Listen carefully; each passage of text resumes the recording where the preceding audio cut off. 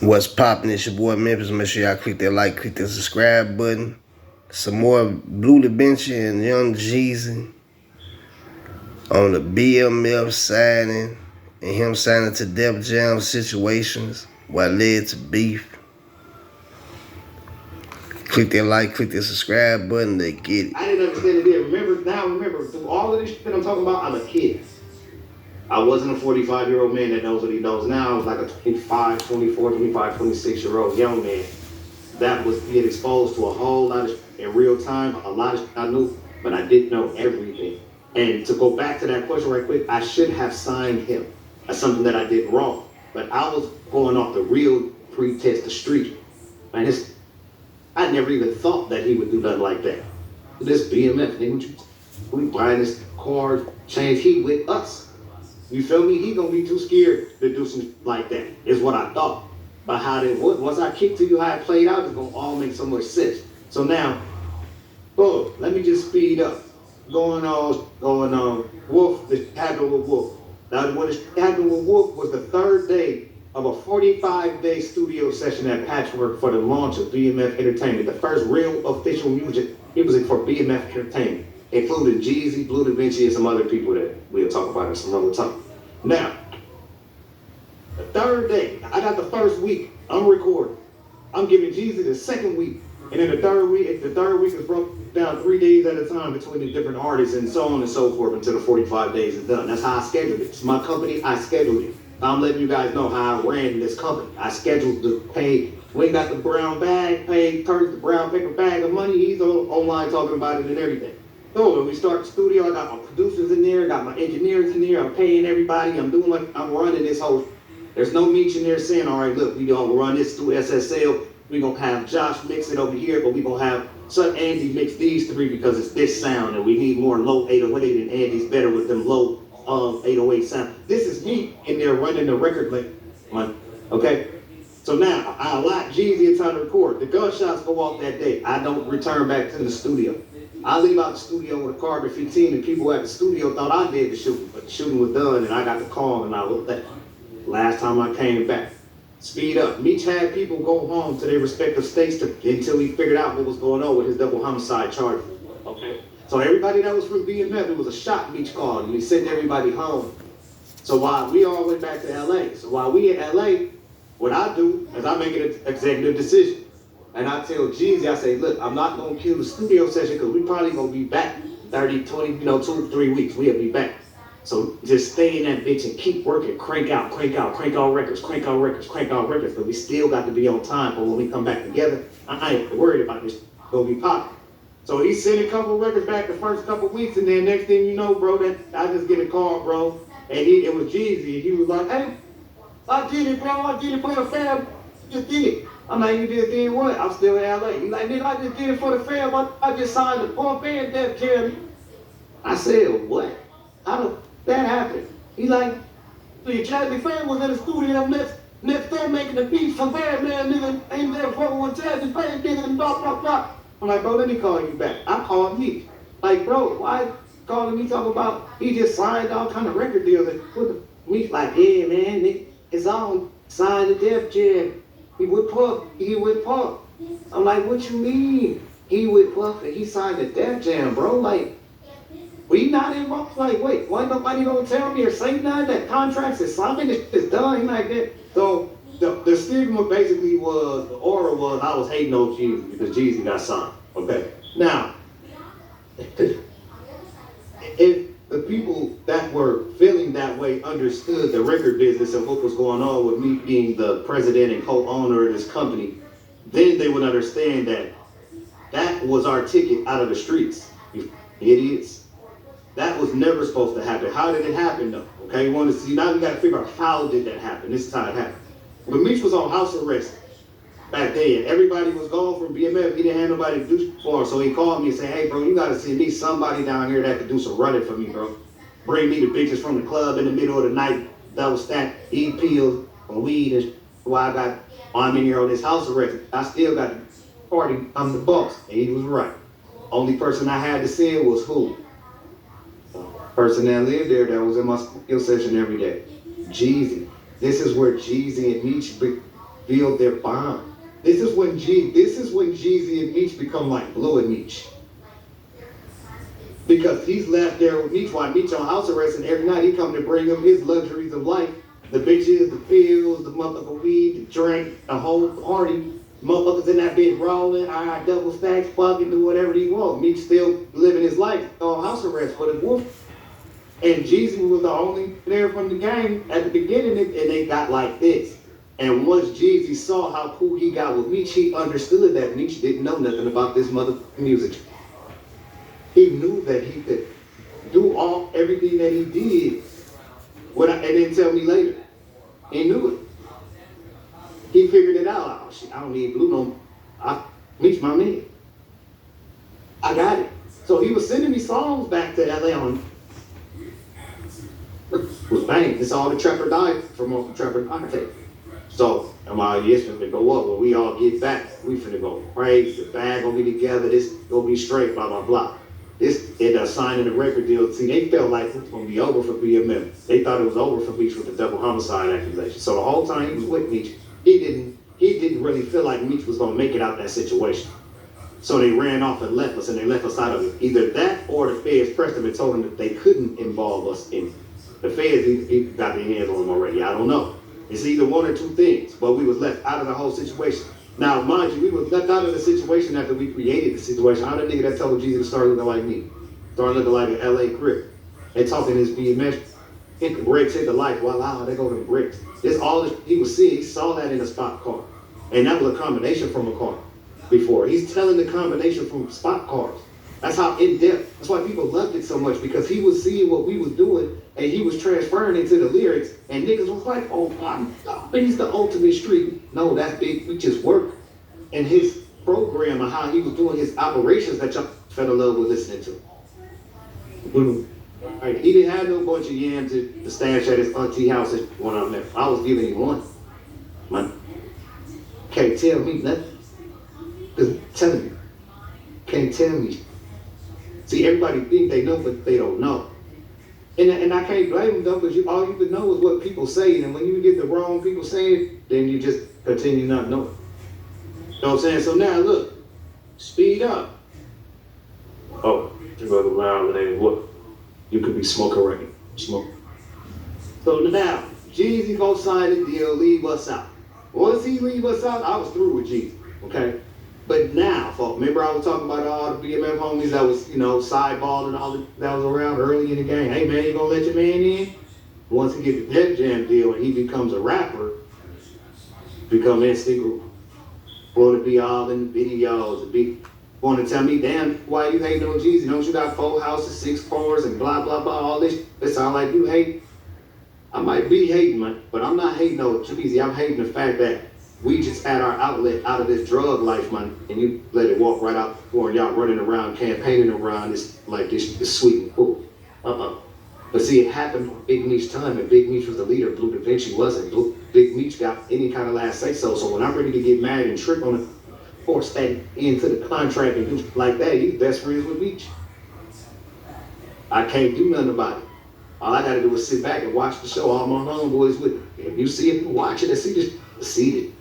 Until my homeboys wasn't able to be around no more. And see, you saw Air Forces, all my homeboys was in that video. We getting money over here. What to do, pimping? That was it. All my homeboys in that video. But then once the album dropped, and then all the videos last before we came to, and we got a little piece where they showed a piece with Akon in Brooklyn. We all went to that video shoot because I was staying in New York at the time. I was living there, so we all mobbed that shit. And did a cameo on it. I was with Cuz then. I was with Cuz on the Raw Report when y'all see me on the Raw Report where he got me introducing him to the city of Atlanta. I was with him then. Because by the time that, you gotta remember, a lot of that videotaping was done prior that you're seeing. A lot of the footage was prior. The reason why that Raw Report even came into existence, because now I had to hurry up, come and turn myself back into an artist because we didn't have no artists no more. Our artists ran off with Def Jam. So now I had to come and do a label launch to blow up the BMF and show all this, and show who's affiliated with BMF, and I'm still showing Jeezy and all that, but he had already signed. See, when Meech was in that, and when that house arrest was all white on, and he was saying, yeah, all this is about Bleu Davinci. If you with BMF, you love Bleu Davinci. If Bleu Davinci don't make it, we don't want to make it. Like, goddamn, people that don't understand, all this shit is about Blue. All this music, entertainment is about Blue. He got it. He's the one. He the one that's gonna take us and show us this whole world and this whole other side of what the streets could be. That's what it was all about. And for Jeezy to understand that, know that, accept the gifting and accept the promotion. So we used to ride around with this, bro, in different states, bro, go to clubs, and Meech would pay, send me up to the DJ booth with $2,000, $3,000, maybe $5,000, and take the DJ to play nothing but Jeezy all night until we leave. Keep playing the CD. Just press play and leave it on repeat until we leave. You think they didn't do it? Oh no, they would do it. You wouldn't hear another Puffy. You wouldn't hear no other song but Jeezy until BMF left, and we knew every word. So we know every word, and there's 30 of us, and we in your club jumping around with all these chains to pull up with all these floors and tour others and jump to this music you never heard, and this was banging. And we went to Miami and did it. We was York and did it. We was Atlanta and did it. We in St. Louis and did it. We in Detroit doing it. We in LA doing it. We in all the major hubs doing it. That's what blew Jeezy up. Then he gets signed with Def Jam. That put all the 10. Now it's official. All better be larger than life. That was the plan. Only thing is we ended up getting X'd out because that ran the label to do the mixage was sent home on the boss's orders, and now the boss is over top of that because he's there with it and there with the person. So instead of communicating with me and letting me know what's going on contractually, I just found out that it signed at the end of the day. I was supposed to go with Meech was supposed to call me and say, hey man, this nigga talking about Puffy signing him, and I don't know nothing about this. Man, here you go, he right here. I was waiting till you got here to put him on the phone so you can figure it out. Make sure you in the loop and you know what's going on. That was the call that Meech was supposed to put in, being the owner, co-owner of BMF Entertainment Corp. Okay? Being a business savvy, a business-minded individual that understands what business is and what's going on. If you know you didn't give this man a $100,000 car and a $100,000 chain, and he's supposed to be signing and riding with you on the record label, he's telling you he's going to sign a contract, then you need to be thinking lawyers, my man that runs all this, Bleu Davinci, and make sure we're getting what we're supposed to be getting from all of this. See, that was never done. It was done on the same pretense of how we had Jeezy around. Oh, it's all good, we doing this together. No, he says we're the vehicle contract. See, we did the homeboys together. But now he's adding this entity with contract. So now we need to insert ourselves in the contracts and sign in and do this and do that. And at this point, because contracts are now at the table, he wasn't supposed to come and take the contracts because they weren't coming looking for Jeezy. Trust me. I don't give a fuck if them get on there right now today and say they was because them was coming in. I'll call their names later, but they was coming in my studio session before I even put Jeezy in that studio and asking me what we was finna do with the BMF. And I was telling them, we recording all this right now. When we get done and put that out there, I'm gonna be up in New York to holler at y'all. I was telling them that. Okay? I was already telling them that. The shooting happened, Meech sent us home, I left Jeezy in there to record, and I recorded, kicked it with Jazzy Faye next door. Jazzy Faye had another situation going on, and put Coach K with that, and worked out their situation over there by themselves without us.